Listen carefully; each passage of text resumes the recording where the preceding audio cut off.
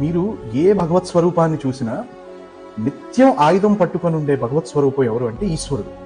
ఎందుకు నిత్యం ఆయన చేతిలో త్రిశూలం ఉంటది అంటే, భక్తుడికి ఏ సమయంలో ఆపద ఏ రూపంలో వస్తుందో తెలియదు కాబట్టి వాడు ఎవడైతే ఈశ్వరుడు కాళ్ళు పట్టుకొని ఉన్నాడో వాడిని ఎల్లప్పుడూ ఆయన కన్నేసి ఉంచి కాపాడుతూ ఉంటాడు. ఆడికి ఏదన్నా కష్టం వస్తే వెంటనే ఆ త్రిశూలం పట్టి ఆ కష్టాన్ని నాశనం చేస్తాడని.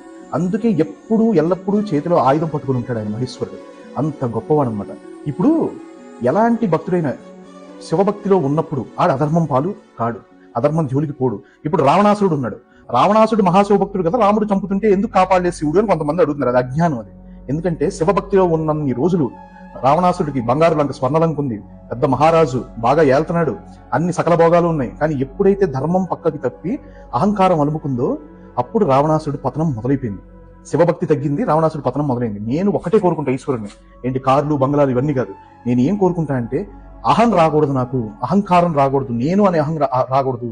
ఎల్లప్పుడూ నువ్వే నా దేవుడివి, నా సర్వం శివార్పణం, నా గర్వం శివార్పణం అనుకుంటా.